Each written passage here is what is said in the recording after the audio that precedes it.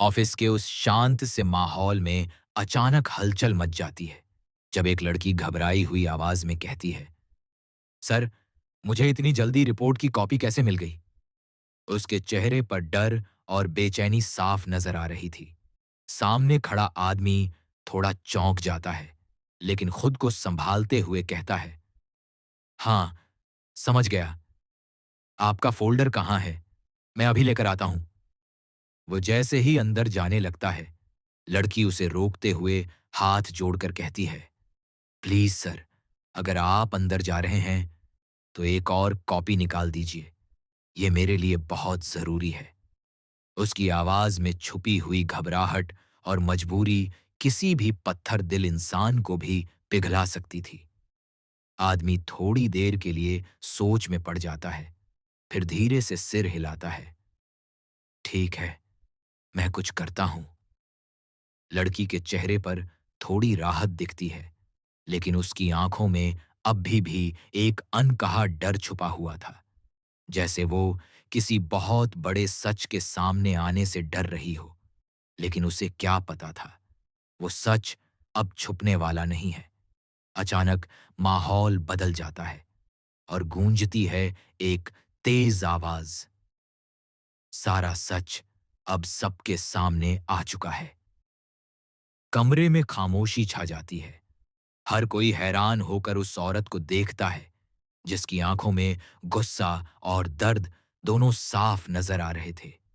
वो कांपती हुई आवाज में कहती है, मुझे ट्विन्स हुए थे, 2 बच्चे हुए थे। ये सुनते ही जैसे किसी ने बम फोड़ दिया हो, हर कोई सन्न रह जाता है। फिर अचानक वो गुस्से से चिल्लाती है, धोखेबाज हो आप। लेकिन सवाल ये है, असली धोखेबाज कौन है, मैं या आप? उसकी उंगली सीधे सामने खड़ी एक औरत की तरफ उठती है। दूसरी शादी करने कौन गया था? मिश्का के साथ मीटिंग में कौन बैठा था? क्या वहां कोई और नहीं था? कमरे में मौजूद हर इंसान अब एक दूसरे का चेहरा देखने लगता है, जैसे हर किसी को शक होने लगा हो कि आखिर सच क्या है। तभी एक और आवाज आती है, बस करो दीपिका, तुम और सिड ने मिलकर चिराग को धोखा दिया है। अब माहौल पूरी तरह से गर्म हो चुका था। हर तरफ आरोप, गुस्सा और टूटते रिश्तों की आवाजें गूंज रही थीं। दीपिका की आंखों में आंसू आ जाते हैं, लेकिन इस बार ये आंसू कमजोरी के नहीं, बल्कि गुस्से और दर्द के थे। वो धीरे धीरे आगे बढ़ती है और कहती है, इतने झूठ, इतने फरेब, इतना ढोंग, और अब तुम रागिनी को मोहरा बनाना चाहती हो। मैं ऐसा कभी नहीं होने दूंगी। उसका हर शब्द जैसे किसी के दिल पर चोट कर रहा था। अचानक वो जोर से चिल्लाती है, रागिनी। कमरे में सन्नाटा छा जाता है और हर किसी की नजर दरवाजे की तरफ टिक जाती है, क्योंकि अब जो आने वाला था वो सिर्फ एक खुलासा नहीं, बल्कि एक तूफान था जो हर रिश्ते को तोड़ने वाला था। दरवाजे की तरफ उठी हर नजर अचानक जम जाती है, जैसे वक्त खुद रुक गया हो। दीपिका की आवाज अब भी गूंज रही थी, रागिनी। उसकी आवाज में एक मां की तड़प थी, एक ऐसा दर्द जिसे शब्दों में बयां करना मुश्किल था। अचानक पीछे से धीमी लेकिन भारी आवाज आती है, बस, अब और नहीं। सब लोग मुड़कर देखते हैं और सामने खड़े होते हैं ओमकार। उनके चेहरे पर अपराध बोध साफ झलक रहा था, जैसे वो सालों से किसी बोझ के नीचे दबे हुए हों। वो धीरे धीरे आगे बढ़ते हैं और कांपती आवाज में कहते हैं, जो कुछ भी हो रहा है उसके लिए किसी और को दोष मत दो। कमरे में मौजूद हर इंसान चौंक जाता है। दीपिका और चिराग एक साथ उनकी तरफ देखते हैं, आंखों में सवाल, गुस्सा और डर। ओमकार गहरी सांस लेते हैं और कहते हैं, तुम दोनों निर्दोष हो। ये सुनते ही सब कुछ जैसे उल्टा पड़ जाता है। अभी तक जो एक दूसरे पर आरोप लगा रहे थे, वो अचानक खुद को निर्दोष सुन रहे थे।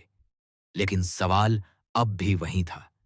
अगर ये दोनों निर्दोष हैं, तो असली गुनहगार कौन है? ओमकार की आंखें नम हो जाती हैं और वो सच उगलना शुरू करते हैं। हाँ, दीपिका को बच्चे हुए थे, जुड़वां बच्चे।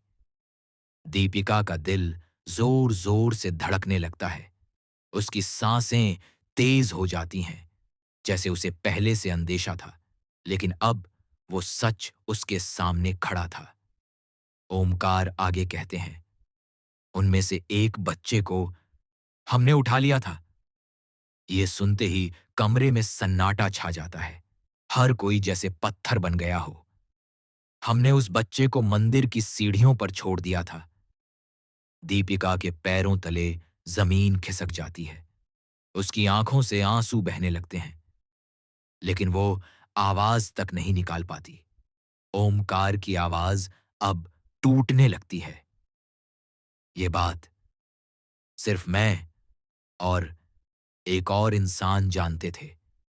किसी और को नहीं पता था। यहां तक कि अस्पताल में भी किसी को कुछ नहीं पता चला। चिराग अब गुस्से से कांपने लगता है। लेकिन क्यों? आखिर क्यों किया आपने ये सब? ओमकार सिर झुका लेते हैं, जैसे उनके पास अब कोई बहाना नहीं बचा हो।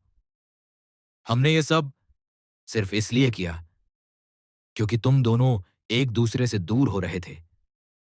दीपिका और चिराग दोनों एक दूसरे की तरफ देखते हैं, जैसे उन्हें यकीन ही नहीं हो रहा कि कोई ऐसा भी कर सकता है। हमें लगा ये बच्चे ही वो डोर बनेंगे जो तुम्हें फिर से जोड़ देंगे। कमरे में खामोशी और भारी हो जाती है। हर किसी के दिल में एक ही सवाल था, क्या किसी को मिलाने के लिए इतना बड़ा पाप किया जा सकता है? ओमकार की आवाज कांपती है। दीपिका को अपने बच्चों के बारे में कुछ भी नहीं पता था। वो पूरी तरह अनजान थी। दीपिका अब खुद को संभाल नहीं पाती। वो घुटनों के बल जमीन पर गिर जाती है। मेरे बच्चे मुझसे छीन लिए गए और मुझे पता भी नहीं चला। उसकी आवाज सुनकर हर किसी की आंखें नम हो जाती हैं। लेकिन अब पछताने से क्या फायदा?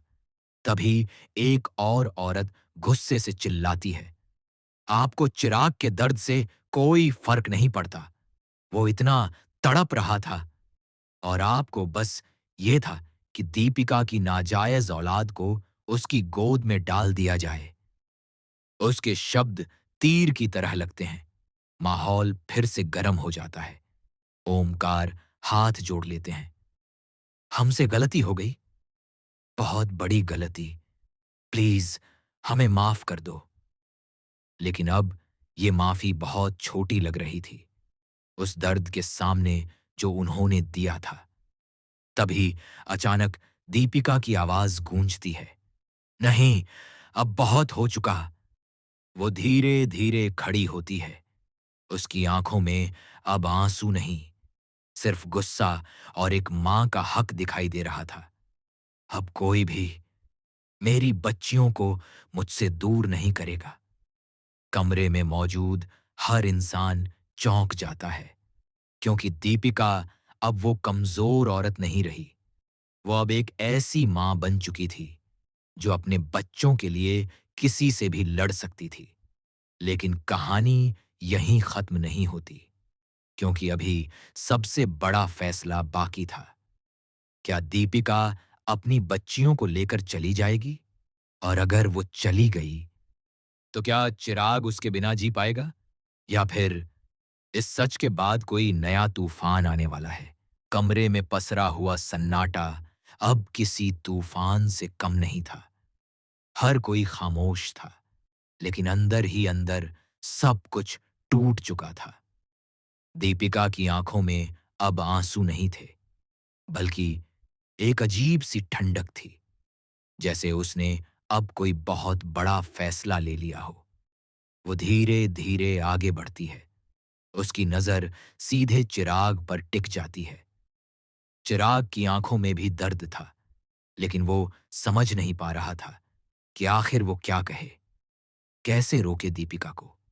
दीपिका भारी आवाज में कहती है, अगर तुम ये नहीं मानते कि मेरी दोनों बेटियां तुम्हारा खून हैं, तो फिर तुम्हारा उन पर कोई हक नहीं बनता। ये शब्द सुनते ही चिराग का दिल जैसे चकनाचूर हो जाता है। वो एक कदम आगे बढ़ता है। दीपिका, ऐसा मत कहो। मैं लेकिन दीपिका उसे बीच में ही रोक देती है। नहीं चिराग, अब बहुत हो चुका। मैंने बहुत सहा है, बहुत चुप रही हूं, लेकिन अब नहीं। उसकी आवाज में इतना दर्द और गुस्सा था कि कोई भी उसे रोकने की हिम्मत नहीं कर पा रहा था। वो पीछे मुड़कर अपनी मां की तरफ देखती है। मां, अब मैं अपनी बच्चियों पर किसी का साया भी नहीं पड़ने दूंगी। मैं उन्हें अपने साथ लेकर जा रही हूं। यह सुनते ही कमरे में हड़कंप मच जाता है। उसकी मां घबराकर उसके पास आती है। दीपिका, तुम ऐसा नहीं कर सकती। यह बहुत बड़ा अनर्थ होगा। लेकिन दीपिका अब किसी की सुनने के मूड में नहीं थी। अनर्थ तब हुआ था मां, जब मेरे बच्चों को मुझसे छीन लिया गया था। उसकी आवाज कांप रही थी, लेकिन उसके कदम बिल्कुल मजबूत थे। चिराग अब खुद को रोक नहीं पाता। वो दीपिका के सामने आकर खड़ा हो जाता है। दीपिका, प्लीज ऐसा मत करो। मैं रागिनी के बिना नहीं जी पाऊंगा। उसकी आंखों से आंसू बहने लगते हैं। पहली बार वो इतना टूट चुका था, लेकिन दीपिका का दिल अब पत्थर बन चुका था। जब मुझे मेरे बच्चों से दूर किया गया था, तब किसी ने नहीं सोचा कि मैं कैसे जी पाऊंगी। उसका हर शब्द चिराग के दिल को चीर रहा था। तभी पीछे से एक मासूम सी आवाज आती है, मम्मा। सबकी नजर उस छोटी सी बच्ची पर जाती है, रागिनी, जो डरी हुई खड़ी थी। उसकी आंखों में आंसू थे और चेहरे पर डर साफ झलक रहा था। दीपिका का दिल एक पल के लिए पिघल जाता है। वो दौड़कर रागिनी को अपनी गोद में उठा लेती है। मेरी बच्ची, अब कोई तुम्हें मुझसे दूर नहीं करेगा। रागिनी दीपिका को कसकर पकड़ लेती है, जैसे उसे भी डर हो कि कहीं फिर से कोई उसे उससे छीन न ले। लेकिन ये नजारा देखकर चिराग पूरी तरह टूट जाता है। वो धीरे से जमीन पर बैठ जाता है और अपने सिर को पकड़कर रोने लगता है। उसकी हालत देखकर दीपिका की मां फिर से कोशिश करती है। दीपिका, सोचो, चिराग रागिनी के बिना नहीं रह पाएगा और रागिनी भी अपने पिता के बिना अधूरी रह जाएगी। कमरे में मौजूद हर इंसान अब इस टूटते हुए परिवार को देख रहा था, लेकिन कोई कुछ कर नहीं पा रहा था। दीपिका कुछ पल के लिए रुकती है। उसकी आंखों में एक अजीब सी जंग चल रही थी। एक तरफ मां का दिल और दूसरी तरफ एक पत्नी का टूटा हुआ भरोसा। लेकिन अगले ही पल वो अपनी आंखें बंद करती है और एक गहरी सांस लेकर कहती है, अब कोई भी रिश्ता मेरी बच्चियों से बड़ा नहीं है। ये सुनते ही सब कुछ खत्म सा लगने लगता है। वो रागिनी को कसकर पकड़े दरवाजे की तरफ बढ़ने लगती है। हर कदम के साथ चिराग का दिल टूटता जा रहा था। दीपिका, प्लीज मत जाओ। उसकी आवाज कमजोर पड़ती जा रही थी, लेकिन दीपिका के कदम नहीं रुके। जैसे ही वो दरवाजे तक पहुंचती है, अचानक पीछे से एक आवाज गूंजती है, अगर तुम ये कदम उठाओगी तो सब कुछ खत्म हो जाएगा, हमेशा के लिए। दीपिका रुक जाती है। कमरे में फिर से सन्नाटा छा जाता है। अब सवाल ये था, क्या दीपिका सच में चली जाएगी या फिर कोई ऐसा सच सामने आने वाला है जो इस कहानी को पूरी तरह बदल देगा। दरवाजे पर खड़ी दीपिका के कदम जैसे जम जाते हैं। पीछे से आई उस आवाज ने पूरे माहौल को फिर से हिला दिया था। उसका दिल तेजी से धड़क रहा था। हाथों में रागिनी को कसकर पकड़े वो धीरे धीरे पीछे मुड़ती है।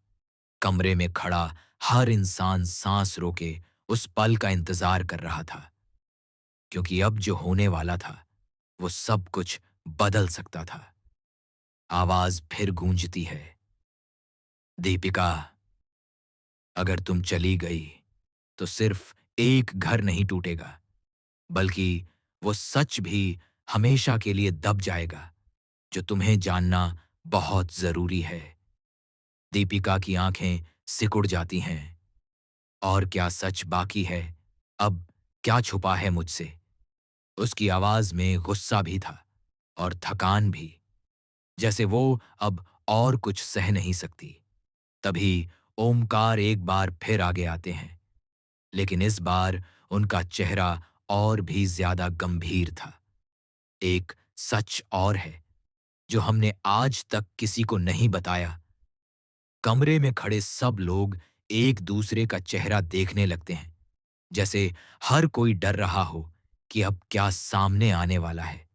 दीपिका धीरे से कहती है, बोलिए, आज सब खत्म कर दीजिए। ओमकार गहरी सांस लेते हैं और कहते हैं, जिस बच्चे को हमने मंदिर की सीढ़ियों पर छोड़ा था, वो बच्चा जिंदा था और आज भी है। ये सुनते ही दीपिका के हाथ कांपने लगते हैं। उसकी पकड़ ढीली पड़ जाती है, लेकिन वो खुद को संभाल लेती है। क्या मतलब? उसकी आवाज फुसफुसाहट में बदल जाती है। ओमकार आगे कहते हैं, उस बच्चे को किसी ने अपनाया और वो बच्चा यहीं है, इसी शहर में। कमरे में मौजूद हर इंसान के चेहरे पर हैरानी साफ दिख रही थी। चिराग अचानक खड़ा हो जाता है। कौन है वो? कहाँ है मेरा बच्चा? उसकी आवाज में बेचैनी थी। एक पिता का दर्द साफ झलक रहा था। ओमकार की नजर धीरे धीरे कमरे के एक कोने की तरफ जाती है और सबकी नजरें भी उसी दिशा में मुड़ जाती हैं। वहां एक लड़की खड़ी थी, कांपती हुई, डरी हुई। उसकी आंखों में आंसू थे। वो रागिनी नहीं है।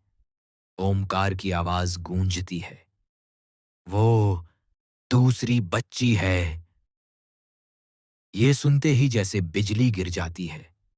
दीपिका के पैरों तले जमीन खिसक जाती है। नहीं, ये नहीं हो सकता। उसकी आंखों से आंसू बहने लगते हैं। वो धीरे धीरे उस लड़की की तरफ बढ़ती है। लड़की भी डरते हुए एक कदम पीछे हटती है। "म- मुझे कुछ नहीं पता।"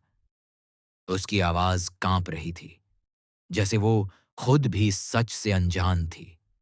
दीपिका उसके सामने आकर रुकती है, उसके चेहरे को ध्यान से देखती है और अचानक उसकी आंखों में एक पहचान की चमक आ जाती है।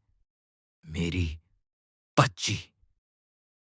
ये शब्द उसके होंठों से अपने आप निकलते हैं और अगले ही पल वो उसे गले लगा लेती है। कमरे में मौजूद हर इंसान की आंखें नम हो जाती हैं। सालों बाद एक मां अपनी खोई हुई बेटी को पा चुकी थी। चिराग भी आगे बढ़ता है। उसकी आंखों से आंसू रुकने का नाम नहीं ले रहे थे। वो दोनों बच्चियों को एक साथ देखता है और पहली बार उसके चेहरे पर सुकून नजर आता है। लेकिन कहानी यहीं खत्म नहीं होती। दीपिका अचानक खुद को अलग करती है। उसकी आंखों में फिर वही सख्ती लौट आती है। सच सामने आ गया। मेरी दोनों बेटियां मुझे मिल गईं। वो चिराग की तरफ देखती है। लेकिन इसका मतलब ये नहीं कि सब कुछ ठीक हो गया। चिराग चौंक जाता है। दीपिका, मैं। लेकिन दीपिका उसे रोक देती है।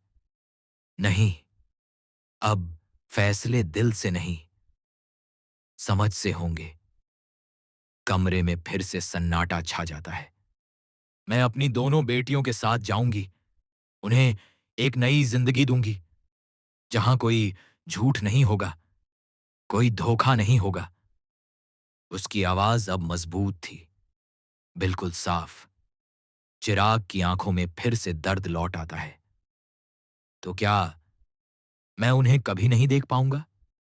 दीपिका कुछ पल के लिए चुप रहती है, फिर धीरे से कहती है, पिता होने का हक कमाना पड़ता है चिराग, और तुमने वो हक खो दिया है।